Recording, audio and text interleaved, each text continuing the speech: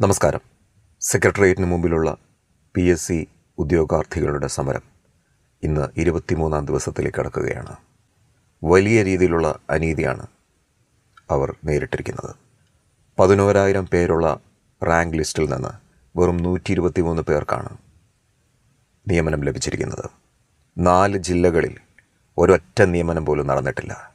NEET സമരത്തിൽ വളരെയധികം ആവേശത്തോടെ വിദ്യാർത്ഥികൾക്ക് പിന്തുണ കൊടുത്ത് ഡൽഹിയിൽ പോയ കോൺഗ്രസ് നേതാക്കൾക്ക് മൂക്കിൻ തുമ്പത്ത് നടക്കുന്ന ഈ സമരം കാണാത്തതാണോ, കാണാത്തതായി നടിക്കുന്നതാണോ?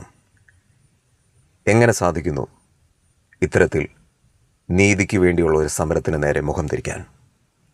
മനസാക്ഷി ഒരല്പമെങ്കിലും ഉണ്ടെങ്കിൽ അവർക്ക് വേണ്ട നീതി നടപ്പാക്കി കൊടുക്കുക. നമുക്കറിയാം, കഴിഞ്ഞ 10 വർഷം കൊണ്ട് പിണറായി സർക്കാർ PSCയെ വെറും നോക്കുകുത്തിയാക്കിക്കൊണ്ട് ഇഷ്ടം പോലെ ഇഷ്ടക്കാരെ തിരികെ കയറ്റിക്കൊണ്ടിരിക്കുകയായിരുന്നു. ഒരുപാട് പേര് അർഹതയില്ലാതെ പരീക്ഷ എഴുതുപോലും ചെയ്യാതെ താൽക്കാലിക ജീവനക്കാരായിട്ട് നൈസായിട്ട് കടന്നുകൂടി. താൽക്കാലിക ജീവനക്കാരെ പിന്നെ സ്ഥിരപ്പെടുത്തുന്ന രീതി നമ്മൾ ഒരുപാട് കണ്ടിട്ടുണ്ട്. അതുകൊണ്ട് തന്നെ അർഹരായ ഒരുപാട് ആളുകൾ ജോലി ലഭിക്കാതെ പുറത്തു നിൽക്കുന്ന സാഹചര്യമുണ്ടായി. ഇപ്പോൾ UDF സർക്കാർ അധികാരത്തിലെത്തിയിട്ട് 2 മാസമായി. ഇതുപോലെ അനർഹമായിട്ട് ജോലി ലഭിച്ച, നിയമനം ലഭിച്ച ആളുകളെ പുറത്താക്കി അർഹരായവരെ നിയമിക്കുവാൻ എന്തുകൊണ്ട് UDF സർക്കാരിന് സാധിക്കുന്നില്ല?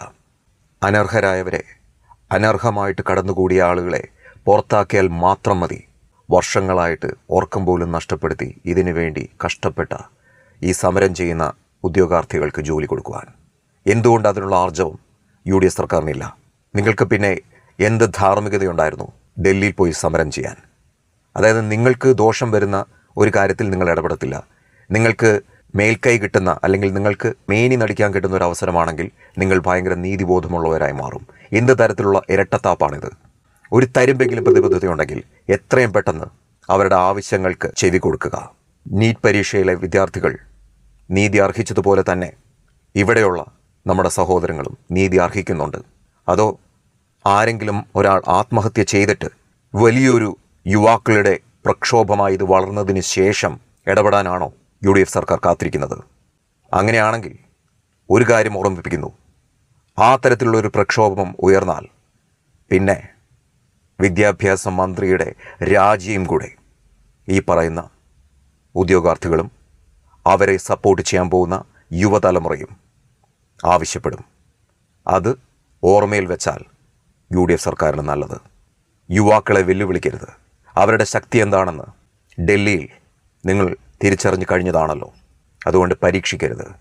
എത്രയും പെട്ടെന്ന് അനർഹരായവരെ, പിൻവാതിലിലൂടെ കയറിക്കൂടിയവരെ പുറത്താക്കുക.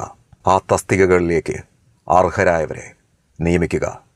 ഈ സമരം ചെയ്യുന്നവർക്ക് എത്രയും പെട്ടെന്ന് നീതി നടപ്പാക്കി കൊടുക്കുക. Thank you.